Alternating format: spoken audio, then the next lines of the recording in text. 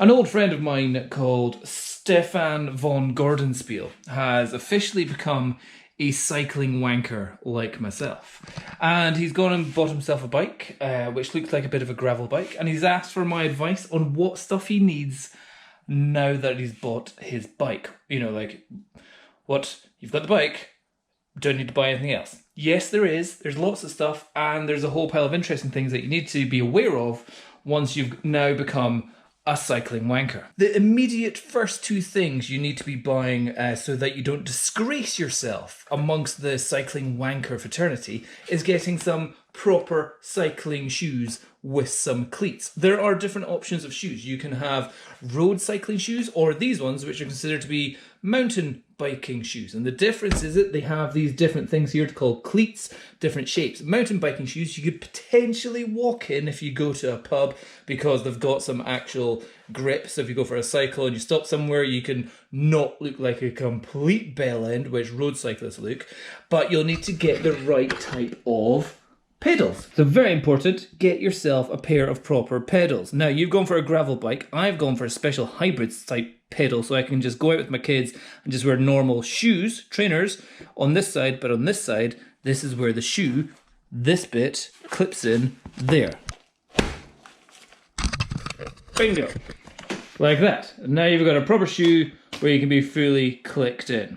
What you will most definitely have to do is learn how to unclip, which is fairly easy. You just twist your foot like that and your foot comes out. However, that's fine in practice, and when you try it up and down your street, you'll not have any problem. But once you've gone out for a long cycle and you suddenly stop at some traffic lights and you completely forget about this, be prepared to fall over and look like a retarded cockroach on its back while your foot's still stuck in your pedal and you can't get out from underneath your bike. You will look like a bell end, but you are a cycling wanker. Now the next thing you need is protection. Protection from a paddling that you're going to be getting of your ass, and that requires getting shorts. Specialist cycling shorts. Now these are shorts which are bib shorts, which are the kind of the best ones to get because they go fully open. This is when everyone goes, oh my god, you're a lycra wanker. You're a lycra cycling wanker now. You have to get one of these because these come with what's known as a chamois on the inside, which is effectively just a form of padding for your ass. So yeah, you need that because you're going to get very sore if you go out for more than 30 minutes because the saddle that you've got for your bike is not like one that you've had on your normal little town bikes or your mountain bikes. These are far more painful. And if you get fully into hardcore cycling, what you'll be actually in buying in the end is harder, more painful saddles because they will be 100 grams lighter than your current saddle, and you'll be wanting that extra lightness in your bike no matter how much pain it actually costs you.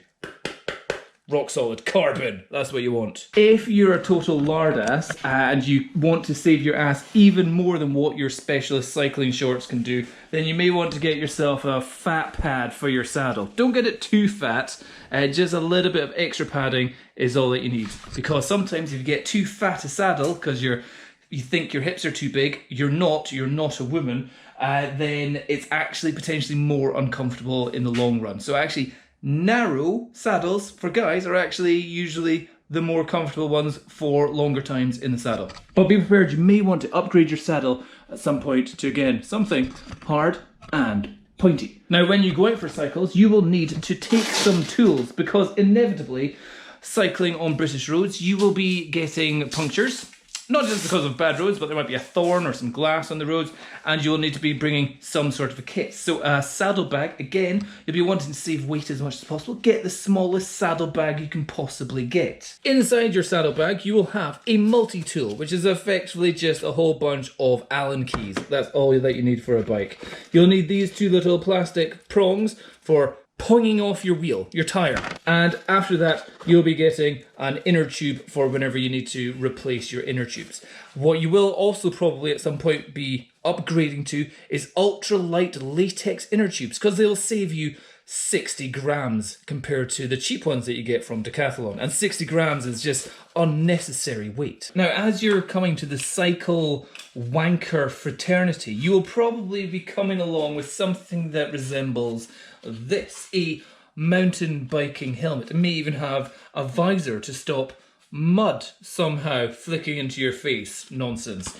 Well, if you do have this, you'll be taking that visor off because that's not aerodynamic and is just extra weight. But what you will be really wanting to do, because you'll be going super fast, is to upgrade to an aerodynamic helmet with no grooves in it and just where the air goes in through the front and there's vents out the back. So smooth, aerodynamic, lighter. You'll be looking at the weight of the grams of your helmet. Nobody cares about how safe it is as long as it's aerodynamic. Seemingly, an aerodynamic compared to a mountain bike helmet can save you 40 seconds over 40 kilometers of cycling at 40 kilometers an hour. So 40 seconds off an hour.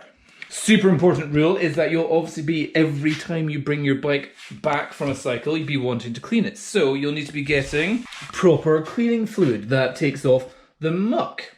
What a good name, Muck Off. Additionally, a large selection of little brushes for brushing both the sprockets there and the sprockets at the front and the chain. In fact, for the chain, there's an even more specific special tool. You'll be wanting this. It's a specific bike chain cleaning tool which you just click onto your chain, spin it round, and that takes all the dirt and grease off your chain, because a dirty chain can cost you 3, 4, 5 watts of power. And when you're trying to go 40, 50, 60, 70 kilometers an hour, 5 watts makes a big difference, and you want to make sure you have a nice, clean, shiny chain. Then we will need to talk about lube. Wet lube, synthetic lube, like I have here, or dry lube. Many different types of lube you will need now that you've become a cycling wanker. And you've got to put on the right lube and the right amount in the right position to make sure that you're keeping maximum efficiency in your drive chain at all times. You will inevitably have to be joining all the Strava cycling groups in your local area and posting your times on Strava to see where you are, if you're faster or slower than anybody in your local area. When that happens, you will be very quickly upgrading your current off-road tyres. You have gone for some gravel-specific tyres, the ones that you have got, pretty much the same ones as mine. Fantastic for going a little bit off-road, but once you start seeing the times of your fellow competitors that you've never met in your life, but that have gone maybe 2 seconds faster than you, you'll be going, how can I go faster than them?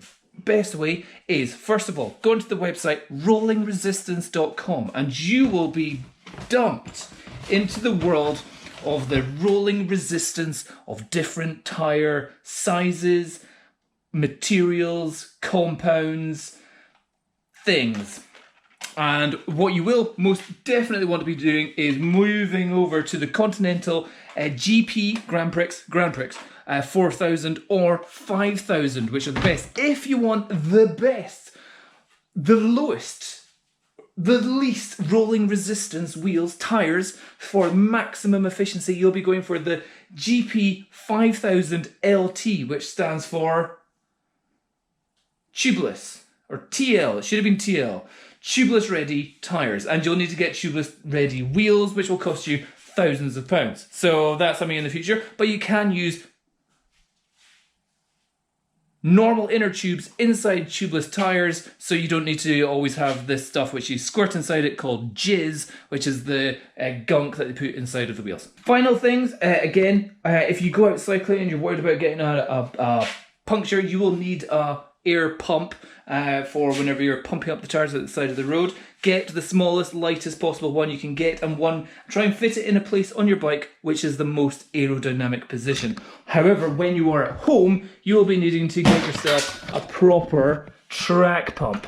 Pump with a gauge so you can see the pressure that you're putting your tyres at. And you will need to be figuring out, going onto all the different websites, of figuring out your body weight, including the bike weight, how it's distributed over your 2 different wheels, your wheel widths, your wheel or your tire diameters, and deciding which is the optimal wheel tire pressure for maximum performance. And lastly is a cycling top. At this stage in your cycling wanker career, don't get anything too flashy. Just go for something black or grey or looks normal. But however, having something which is a proper cycling top, they come with specifically placed pockets at the back for you to put certain things in it. And also they're fairly skin tight, which make your guns look massive, but also keep you aerodynamic. So be prepared. If you've now become a fully fledged cycling wanker, you will start to become obsessed by